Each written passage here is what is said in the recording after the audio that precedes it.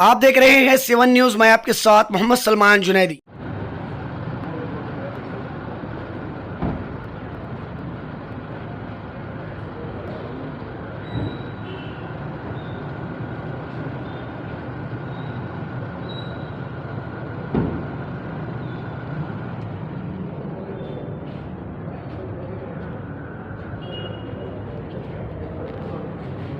ಇವತ್ತು ಪ್ರೆಸ್ ಮೀಟ್ಗೆ ಬಂದಂತ ತಮ್ಮೆಲ್ಲರಿಗೂ ಸ್ವಾಗತವನ್ನ ಕೋರುತ್ತಾ, ಮೊದಲನೆಯದಾಗಿ ವಿಜಯಪುರ ನಗರ ಉಪವಿಭಾಗದಲ್ಲಿ ದಾಖಲಾದಂತಹ ಕಳ್ಳತನ ಪ್ರಕರಣಗಳ ಆರೋಪಿತರ ಬಂಧನ ಮತ್ತೆ ಅಲ್ಲಿ ರಿಕವರಿ ಆದಂತಹ ಮಾಹಿತಿಯನ್ನ ತಮಗೆ ಕೊಡುತ್ತೆ. ವಿಜಯಪುರ ನಗರ ಉಪವಿಭಾಗದ ಎಲ್ಲ ಪೊಲೀಸ್ ಠಾಣೆಗಳಲ್ಲಿ 2025 ಮತ್ತೆ 26ರಲ್ಲಿ ದಾಖಲಾದ ಕಳ್ಳತನ ಪ್ರಕರಣ, ರಾಬರಿ ಪ್ರಕರಣಗಳಲ್ಲಿ ನಮ್ಮ Vijayapura city sub division DYSP Nagaraju ಮತ್ತೆ ಗಾಂಧಿ ಚೌಕ್ ಇನ್ಸ್ಪೆಕ್ಟರ್ ಆದಂತ ಬಳಿಗಾರು ಮತ್ತೆ ಗೋಲ್ ಗುಂಬಜ್ ಇನ್ಸ್ಪೆಕ್ಟರ್ ಅಂತ ಪ್ರದೀಪ್ ತರೀಕೆರೆ ಮತ್ತೆ ಠಾಣೆ ಎಲ್ಲ ಪೊಲೀಸ್ ಅಧಿಕಾರಿ ಮತ್ತೆ ಸಿಬ್ಬಂದಿ ಅವ್ರನ್ನ ಒಳಗೊಂಡ ತಂಡ ಕಳೆದ 3 ತಿಂಗಳಿಂದ ಸತತವಾದ ಪ್ರಯತ್ನಗಳನ್ನ ಮಾಡ್ತಾ ಇತ್ತು. ಗಾಂಧಿ ಚೌಕ್ ಪೊಲೀಸ್ ಠಾಣೆಯಲ್ಲಿ 2026ನೇ ಸಾಲಿನ ಒಟ್ಟು 7 ಪ್ರಕರಣಗಳಲ್ಲಿ 6 ಜನ ಆರೋಪಿತರನ್ನ ಬಂಧಿಸಿ ಅವರಿಂದ 70 ಗ್ರಾಂ ಬಂಗಾರದ ಆಭರಣಗಳು, 18 ದ್ವಿಚಕ್ರ ವಾಹನಗಳು, 1,10,000 ನಗದು, ಒಂದು ಲ್ಯಾಪ್ಟಾಪ್, ಒಂದು ಮೊಬೈಲ್, ಒಟ್ಟು 27,25,000 ಗಾಂಧಿ ಚೌಕ್ ಪೊಲೀಸ್ ಠಾಣೆಯ ಅಧಿಕಾರಿಗಳು ವಶಕ್ಕೆ ತಗೊಂಡಿರ್ತಾರೆ. ಅದೇ ರೀತಿ ಗೋಲ್ ಗುಂಬಜ್ ಪೊಲೀಸ್ ಠಾಣೆಯ 2025ನೇ ಸಾಲಿನ ಒಟ್ಟು 6 ಪ್ರಕರಣಗಳಲ್ಲಿ 6 ಜನ ಆರೋಪಿತರು ಹಾಗೂ 2026ನೇ ಸಾಲಿನ ಒಂದು ಪ್ರಕರಣದಲ್ಲಿ 2 ಜನ ಆರೋಪಿತರನ್ನ ಬಂಧಿಸಿದ್ದಾರೆ. ಗೋಲ್ ಗುಂಬಜ್ ಪೊಲೀಸ್ ಠಾಣೆಯ ಅಧಿಕಾರಿ ಮತ್ತೆ ಸಿಬ್ಬಂದಿ ವರ್ಗರು ಒಟ್ಟು 100 ಗ್ರಾಂ ಬಂಗಾರದ ಆಭರಣಗಳು, 10 ಗ್ರಾಂ ಬೆಳ್ಳಿ, ಆಮೇಲೆ ಒಂದು ಇನೋವಾನ್ನ ಪೊಲೀಸ್ನವರು ಬೇಯಿಸಿದ್ದಾರೆ. ಅದರಲ್ಲಿ ಒಟ್ಟು 21 ಜನ ಆರೋಪಿತರನ್ನ ಬಂಧಿಸಿ ಅವರಿಂದ ಒಟ್ಟು 410 ಗ್ರಾಂ ಬಂಗಾರದ ಆಭರಣ, 2 ದ್ವಿಚಕ್ರ ವಾಹನ, ಒಂದು ಹುಂಡೈ ಕಾರು, 6,55,000 ನಗದು, ಹೀಗೆ ಒಟ್ಟು 74,55,000 ವಶಪಡಿಸಿಕೊಳ್ಳುವಲ್ಲಿ ಆದರ್ಶ ನಗರ ಪೊಲೀಸ್ನವರು ಯಶಸ್ವಿಯಾಗಿದ್ದಾರೆ. ಅದೇ ರೀತಿ ಜಲನಗರ ಪೊಲೀಸ್ ಠಾಣೆ 2025ನೇ ಸಾಲಿನ ಒಂದು ಪ್ರಕರಣದಲ್ಲಿ 1 ಆರೋಪಿ, 2026ನೇ ಪ್ರಕರಣ 3 ಪ್ರಕರಣಗಳಲ್ಲಿ ಒಟ್ಟು 4 ಜನ ಆರೋಪಿತರನ್ನ ಬಂಧಿಸಿದ್ದಾರೆ. ಅವರಿಂದ 10 ಗ್ರಾಂ ಬಂಗಾರದ ಆಭರಣ, 250 ಗ್ರಾಂ ಬೆಳ್ಳಿ, 7 ದ್ವಿಚಕ್ರ ವಾಹನ, ಒಟ್ಟು 6,30,000 ವರ್ತ್ ವ್ಯಾಲ್ಯೂ ವಶಪಡಿಸಿಕೊಂಡಿರ್ತಾರೆ. ಒಟ್ಟು ವಿಜಯಪುರ ಸಿಟಿ ಸಬ್ ಡಿವಿಷನ್ ನಲ್ಲಿ ಕಳೆದ 3 ತಿಂಗಳಿಂದ ಮಾಡಿರುವಂತ ಸತತ ಪ್ರಯತ್ನದಿಂದ 2025ನೇ ಸಾಲಿನ 17 ಪ್ರಕರಣಗಳಲ್ಲಿ ಒಟ್ಟು 28 ಜನರನ್ನ ಬಂಧಿಸಿದ್ದಾರೆ. ಅದೇ ರೀತಿ 2026ನೇ ಸಾಲಿನ ಒಟ್ಟು 13 ಪ್ರಕರಣಗಳಲ್ಲಿ 15 ಜನ ಆರೋಪಿತರನ್ನ ಬಂಧಿಸಿ ಅವರಿಂದ ಒಟ್ಟು 1,60,32,000 ವರ್ತ್ ವ್ಯಾಲ್ಯೂ ಬಂಗಾರ, ಬೆಳ್ಳಿ, ದುಡ್ಡು, 2 ವೀಲರ್ 4 ವೀಲರ್ಗಳನ್ನ ವಶಪಡಿಸಿಕೊಂಡಿದ್ದಾರೆ. ಅವರು ಮಾಡಿರುವಂತಹ ಕೆಲಸಕ್ಕೆ, ಅವರ ಮಾಡಿರುವಂತಹ ಶ್ರಮಕ್ಕೆ ಅವರನ್ನ ಇಲಾಖೆಯ ಪರವಾಗಿ ಎಲ್ಲ ಅಧಿಕಾರಿ ಮತ್ತೆ ಸಿಬ್ಬಂದಿ ಅವರ ಕರ್ತವ್ಯವನ್ನ ಶ್ಲಾಘಿಸಲಾಗ್ತಾ ಇದೆ. ಅದರಲ್ಲಿ ಕೆಲವೊಂದಿಷ್ಟು ಇಂಪಾರ್ಟೆಂಟ್ ಪ್ರಕರಣಗಳನ್ನ ನಾನು ನಿಮ್ಮ ಗಮನಕ್ಕೆ ತರೋದಕ್ಕೆ ಇಷ್ಟಪಡ್ತೇನೆ. ಗೋಲ್ ಗುಂಬಜ್ ಪೊಲೀಸ್ ಠಾಣೆಯಲ್ಲಿ 2025ನೇ ಸಾಲಿನಲ್ಲಿ ಒಬ್ಬ ವಯೋವೃದ್ಧ ತಾಯಿಗೆ ಮನೆ ಹತ್ರ ಇದ್ದಾಗ ಅವಳನ್ನ ಮಾತಾಡ್ಸ್ಬೇಕನ್ನುವಂತ ನೆಪದಲ್ಲಿ ಕಿವಿಯಲ್ಲಿದ್ದಂತ ಓಲೆ ಮತ್ತೆ ಕೊರಳಲ್ಲಿದ್ದಂತ ಚೈನನ್ನ ಕಿತ್ಕೊಂಡು ಹೋಗಿರ್ತಾರೆ. ಆ ಪ್ರಕರಣದಲ್ಲಿದ್ದಂತ 2 ಆರೋಪಿತರನ್ನ ಪತ್ತೆಯಾಗಿದೆ. ಅದೇ ರೀತಿ ಗೋಲ್ ಗುಂಬಜ್ ಪೊಲೀಸ್ ಠಾಣೆಯಲ್ಲಿ ಒಂದು ಇನೋವಾ ಕ್ರಿಸ್ಟಾ ಕಾರು ಕಳ್ಳತನ ಆಗಿದೆ.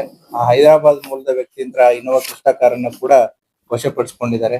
ಅದೇ ರೀತಿ APMCಯಲ್ಲಿ ಅಟೆನ್ಷನ್ ಡೈವರ್ಷನ್, ಇದನ್ನ ನಾವು ಹೇಳ್ತಾನೆ ಇರ್ತೀವಿ, ಅಟೆನ್ಷನ್ ಡೈವರ್ಷನ್ ಬಸ್ಗಳಲ್ಲಿ ಮಾಡ್ತಾ ಇರ್ತಾರೆ. ಸೊ ಅಲ್ಲಿ ಒಟ್ಟು ಒಬ್ರು ಲೇಡಿ ಒಬ್ರು ಕಡೆಯಿಂದ ಒಟ್ಟು 120 ಗ್ರಾಂ ತೂಕದ ಗ್ರಾಮ್ ಚಿನ್ನ ಇದ್ದಂತಹ ವೆನಿಟಿ ಬ್ಯಾಗ್ ಅನ್ನ ಬಸ್ ಇಂದ ತಗೊಂಡು ಹೋಗಿರ್ತಾರೆ. ಅವರಿಂದ್ರೂ ಕೂಡ 90 ಗ್ರಾಂ ತೂಕದ ಬಂಗಾರದ ಆಭರಣಗಳನ್ನ ವಶಪಡಿಸಿಕೊಂಡಿದ್ದಾರೆ. ಅದೇ ರೀತಿ ಗಾಂಧಿ ಚೌಕ್ ಪೊಲೀಸ್ ಠಾಣೆಯಲ್ಲಿ ಮೀನಾಕ್ಷಿ ಚೌಕ್ ಹತ್ರ 2 ವೀಲರ್ ದಲ್ಲಿ ಇಟ್ಟಂತ ಬಂಗಾರದ ಬ್ಯಾಗ್ ಅನ್ನ ತಗೊಂಡು ಹೋಗಿರ್ತಾರೆ, ಅದು ಕೂಡ ಪತ್ತೆ ಮಾಡಿದ್ದಾರೆ. ಸೊ ಸಿಮಿಲರ್ಲಿ ಆದರ್ಶ ನಗರ ಪೊಲೀಸ್ ಠಾಣೆಯಲ್ಲಿ ನಮ್ಮ ರೂಪಾದೇವಿ ಏನು ಕಾಲೇಜ್ ಇದೆ, ಅಲ್ಲಿ ಹೈವೇ ಮೇಲೆ ಹೋಗ್ತಾ ಇರುವಂತ ವೆಹಿಕಲ್ ಅನ್ನ ಅಡ್ಡಗಟ್ಟಿ ಒಟ್ಟು 4 ಜನ ಆರೋಪಿತರು ಏನ್ ಮಾಡಿರ್ತಾರೆ ಅಂತಂದ್ರೆ 10 ಲಕ್ಷ ದುಡ್ಡನ್ನ ತಗೊಂಡೋಗಿರ್ತಾರೆ. ಇವರು ಮಹಾರಾಷ್ಟ್ರದಿಂದ ಬರೋದು ಗೊತ್ತಿರುತ್ತೆ, ಅದೇ ವೆಹಿಕಲ್ ಅನ್ನ ಫಾಲೋ ಅಪ್ ಮಾಡಿಬಿಟ್ಟು ಇಲ್ಲಿ ಅಫೆನ್ಸ್ ಮಾಡಿ ಈ ವೆಹಿಕಲ್ ದಲ್ಲಿ ದುಡ್ಡು ಕ್ಯಾರಿ ಮಾಡ್ತಾ ಇದ್ರೆ ಅದು ಇಳಕಲ್ಲಿಗೆ ಹೋಗ್ತಾ ಇರುತ್ತೆ. ಸೊ ಇಲ್ಲಿ ಅಡ್ಡ ಹಾಕಿ ಅದನ್ನ ತಗೊಂಡು ಹೋಗಿರ್ತಾರೆ, ಅದನ್ನು ಕೂಡ ನಮ್ಮ ಪೊಲೀಸ್ನವರು ಪತ್ತೆ ಮಾಡಿದ್ದಾರೆ. ಸೊ ಈ ರೀತಿಯಾಗಿ ಆದರ್ಶ್ ನಗರದಲ್ಲಿ ಇನ್ನೊಂದು ಕಳ್ಳತನ ಪ್ರಕರಣ ಆಗಿರುತ್ತೆ. ಒಂದು ಮದುವೆ ಹಾಲ್ ನಲ್ಲಿ ಬಂದು ಬಂಗಾರ ಇದ್ದಂತ ಬ್ಯಾಗ್ ಅನ್ನ ತಗೊಂಡೋಗಿರ್ತಾರೆ. ಇದನ್ನ 24 ಗಂಟೆಯಲ್ಲಿ ಸಿಸಿಟಿವಿ ಆಧರಿಸಿ ಮಧ್ಯಪ್ರದೇಶದ ಆ ವ್ಯಕ್ತಿಯನ್ನ ಪತ್ತೆ ಮಾಡಿ 100% ರಿಕವರಿ ಈ ಪ್ರಕರಣದಲ್ಲಿ ಆಗಿರುತ್ತೆ. ಸೊ ಈ ಕೆಲವೊಂದಿಷ್ಟು ಇಂಪಾರ್ಟೆಂಟ್ ಪ್ರಕರಣಗಳನ್ನ ತಮ್ಮ ಗಮನಕ್ಕೆ ತರ್ತಾ ಇದೀವಿ. ಉಪವಿಭಾಗದ ಸಿಬ್ಬಂದಿ ಮತ್ತೆ ಅಧಿಕಾರಿಗಳು ಮಾಡುವಂತಹ ಒಂದು ಪ್ರಾಪರ್ಟಿ ರಿಕವರಿಯನ್ನ ತಮ್ಮ ಗಮನಕ್ಕೆ ತಂದಿದೆ.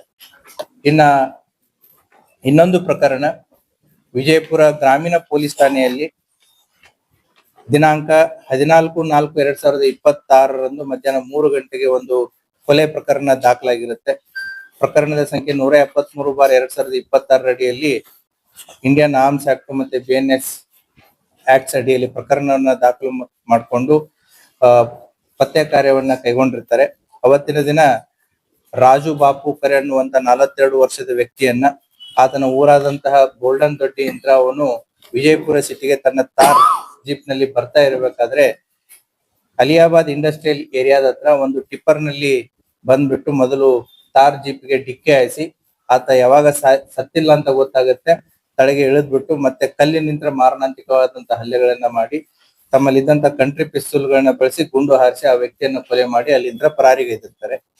ಈ ಪ್ರಕರಣವನ್ನ ನಮ್ಮ ರಾಮನಗೌಡ ಹಟ್ಟಿ ಅವರು ಮತ್ತೆ 2 ತಂಡಗಳನ್ನ ರಚನೆ ಮಾಡಿರುತ್ತೆ. ಒಂದು ಈಶಿತಾ ಗುಪ್ತಾ ಅವರ ನೇತೃತ್ವದಲ್ಲಿ, ಇನ್ನೊಂದು TS ಸುಲ್ಫಿ ಅವರ ನೇತೃತ್ವದಲ್ಲಿ, ಮತ್ತೆ ಜಾನರ್ ಮತ್ತೆ ಅವರ PS ಗಳಾದಂತಹ ವಿನೋದ್ ದೊಡ್ಡಮನಿ ಮತ್ತೆ ಲಕ್ಷ್ಮೀ ದೇಗಿನಾಳ್ ಅವರ ನೇತೃತ್ವದಲ್ಲಿ 2 ತಂಡಗಳನ್ನ ರಚನೆ ಮಾಡಿ ಮಾಡಿದಂತ ತಂಡ ಯಾರು, ಏನು, ಎಂತ, ಯಾಕೆ ಅನ್ನುವಂತ ಒಂದು ಪ್ರಶ್ನೆಯನ್ನ ಹುಟ್ಟಿ ಹಾಕಿ ಅವರನ್ನ ಪತ್ತೆ ಮಾಡುವಂತ ಕಾರ್ಯವನ್ನ ಮಾಡಿದ್ದಾರೆ.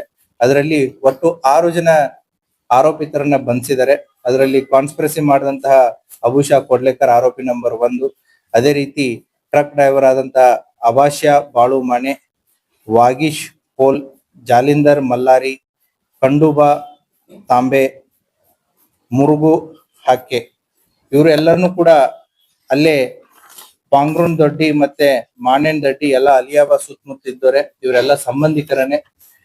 ಈ ಕೊಲೆಗೈದಂತಹ ಎಲ್ಲ 6 ಜನ ಆರೋಪಿತರನ್ನ ಬಂಧಿಸಿದ್ದಾರೆ. ಅವರ ಕಡೆಯಿಂದ ಬಂಧನ ಆಸ್ತಿ ವಿವಾದ ಹಿನ್ನೆಲೆಯಲ್ಲಿ ಆತನನ್ನ ಕಾನ್ಸ್ಪಿರಸಿ ಮಾಡಿ ಟ್ರಕ್ ಅನ್ನ ಜಸ್ಟ್ 2 ಡೇಸ್ ಮುಂಚೆ ಅದನ್ನ ಪರ್ಚೇಸ್ ಮಾಡಿ ಆತನ ಹೋಗು ಬರೋಗಳನ್ನ ವಾಚ್ ಮಾಡಿ ಆತನನ್ನ ಬರುವಂತ ವಿಚಾರವನ್ನ ತಿಳಿದುಕೊಂಡು ಅವತ್ತು ಟ್ರಕ್ ನಲ್ಲಿ ಬಂದು ಆತನಿಗೆ ಆಕ್ಸಿಡೆಂಟ್ ಮಾಡಿ ಮತ್ತೆ 2 ಟೂ ವೀಲರ್ ಗಳನ್ನ ಬಳಕೆ ಮಾಡ್ಕೋತಾರೆ. ಅವನನ್ನ ಒಂದು ಫಾಲೋ ಮಾಡೋದಕ್ಕೆ ಮತ್ತೆ ಇನ್ನೊಂದು ಟ್ರಕ್ ಜೊತೆ ಇದ್ದಂತ ಆ 2 ವೆಹಿಕಲ್ಸ್ ಗಳಲ್ಲಿ ಒಟ್ಟು 4 ಜನ ಆರೋಪಿತರು ಬಂದು ಆತನನ್ನ ಕೊಲೆಗೈದು ಹೋಗಿರ್ತಾರೆ. ಕೊಲೆ ಮಾಡಿಬಿಟ್ಟು ಇವರು ತಿಕೋಟ, ಟಕ್ಕಳಿಕೆ ಮತ್ತೆ ಸೋಲಾಪುರದಲ್ಲಿ ವೆಹಿಕಲ್ಸ್ ಗಳನ್ನ ಇಟ್ಟು ತಪ್ಪಿಸ್ಕೊಂಡು ಹೋಗಿರ್ತಾರೆ. ಅವರಿಂತ್ರ ಈಗಾಗಲೇ ನಾವು 2 ಕಂಟ್ರಿ ಪಿಸ್ತೂಲ್ಸ್ ಗಳನ್ನ ಮತ್ತೆ 7 ಮೊಬೈಲು ಮತ್ತೆ ಕೃತ್ಯಕ್ಕೆ ಬಳಸಿದಂತ ಮೋಟರ್ ಸೈಕಲ್ಗಳು, ಟಿಪ್ಪರ್ ವಾಹನ, ಕಾರು ಇವುಗಳನ್ನೆಲ್ಲ ಸೀಸ್ ಮಾಡಿದೆ. ಆರೋಪಿಗಳನ್ನ ದಿನಾಂಕ 20/4/2026 ಅವ್ರನ್ನ ನ್ಯಾಯಾಂಗ ಬಂಧನಕ್ಕೆ ಒಳಪಡಿಸಿ ಪೊಲೀಸ್ ಕಸ್ಟಡಿಯನ್ನ ತಗೊಂಡು ವಿಚಾರಣೆಗೆ ಒಳಪಡಿಸಿದ್ದಾರೆ. ಸೊ ವಿಚಾರಣೆಯನ್ನ ಒಳಪಡಿಸಿ ಅವರಿಂದ ಬರಬೇಕಾದಂತಹ ಎಲ್ಲ ಏನು ಮೆಟೀರಿಯಲ್ ಎವಿಡೆನ್ಸಸ್ ಏನಿತ್ತು ಅದನ್ನು ಕೂಡ ಕಲೆಕ್ಟ್ ಮಾಡಿದ್ದಾರೆ. ತನಿಖೆ ಇನ್ನು ಮುಂದುವರಿತಾ ಇದೆ. Thank you. ತಂಡದ ತನಿಖಾಧಿಕಾರಿ ಆದವರು ಮತ್ತೆ ತನಿಖೆಯಲ್ಲಿ ಇನ್ವಾಲ್ವ್ ಆದಂತಹ ಈಶಿತಾ ಗುಪ್ತಾ ಅವರು, ಸುಲ್ಫಿ, ಜಾನರ್ ಮತ್ತೆ ಲಕ್ಷ್ಮಿ ಮತ್ತೆ ವಿನೋದ್ ದೊಡ್ಡಮನಿ ಮತ್ತೆ ವಿಜಯಪುರ ಗ್ರಾಮೀಣ ಪೊಲೀಸ್ ಠಾಣೆಯ ಎಲ್ಲ ಅಧಿಕಾರಿ ಮತ್ತೆ ಸಿಬ್ಬಂದಿ ವರ್ಗವರ್ಗನ್ನ ಕೂಡ ಶ್ಲಾಘನೆ ಮಾಡುತ್ತೆ. ಅದೇ ರೀತಿ ಕೂಡ ಸಿಟಿ ಉಪವಿಭಾಗದ DYSP ಮತ್ತೆ ಅವರ ಅಧಿಕಾರಿಗಳನ್ನು ಕೂಡ ಈ ತನಿಖೆಯಲ್ಲಿ ಕೈ ಜೋಡಿಸಿರ್ತಾರೆ. ಆರೋಪಿಗಳನ್ನ ಪತ್ತೆ ಹಚ್ಚುವಲ್ಲಿ ಕೂಡ ಅವರು ಕೂಡ ಯಶಸ್ವಿಯಾಗಿರ್ತಾರೆ. Thank you.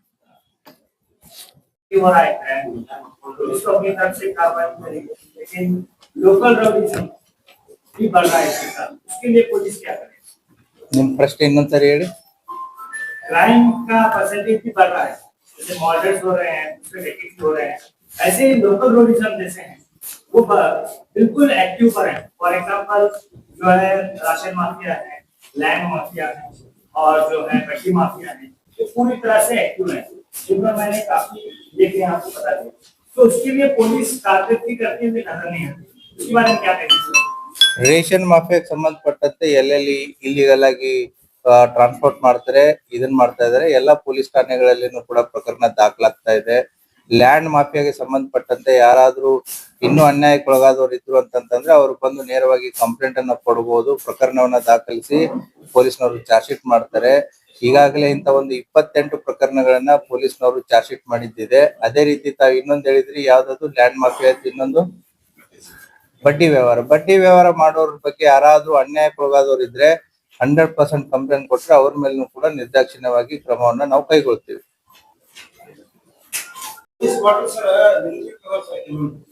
ಎಲ್ಲಾ ಪೊಲೀಸ್ ಸಿಬ್ಬಂದಿ ಬಾಡಿ ಮೇಲೆ ವಾಸಿಸ್ತಾರೆ. ಸರಿ, ಹೆಂಗ್ ಸರ್ ಒಂದು ಸಲ ಅವೆಲ್ಲ ಇಂಪ್ಲಿಮೆಂಟ್ ಯಾವಾಗ ಪೊಲೀಸ್ ಕ್ವಾರ್ಟರ್ಸ್ ಎಲ್ಲಿ ಇರ್ತವೆ ಅದನ್ನ ಸಿಬ್ಬಂದಿಗಳಿಗೆ ಕೊಡ್ತಾರೆ. ಪೊಲೀಸ್ ಕ್ವಾರ್ಟರ್ಸ್ ಎಲ್ಲಿ ಇರಲ್ಲ ಅವ್ರಿಗೆ ಸರ್ಕಾರದಿಂದ HR ಅನ್ನೋದು ಬರುತ್ತೆ. ಆ HR ನ ತಗೊಂಡು ಅವರು ಬಾಡಿಗೆ ಮನೆಗಳಲ್ಲಿ ತಗೊಂಡು ಇರೋದಕ್ಕೂ ಕೂಡ ಅವಕಾಶ ಇದೆ.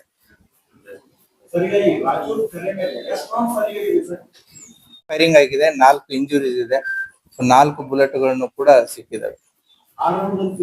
ಅದು ಫೈರಿಂಗ್ ಆಗಿರೋದು, ಅವನ ದೇಹದಲ್ಲಿ ಹೊಕ್ಕಿರೋದು 4.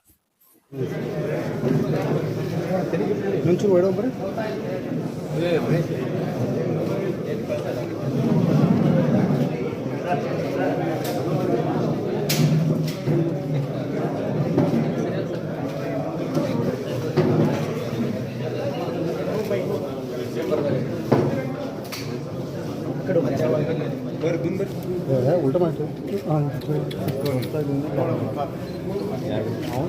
अकड़ इकड़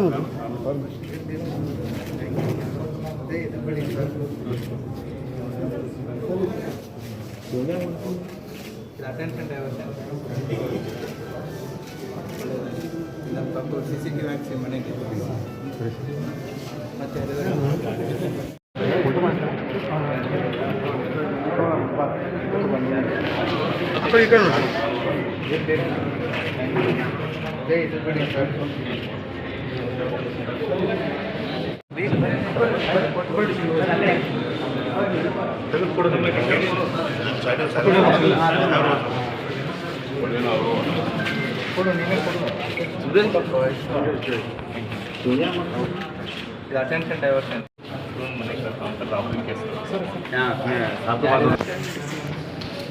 ಏನ್ ಕರ್ಕೊಂಡಿದ್ದೀರಿ?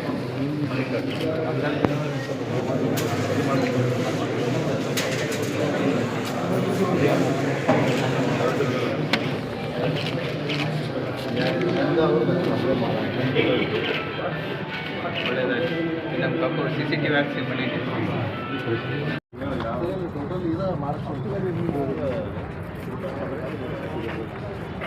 थोड़ा पीछे मोबाइल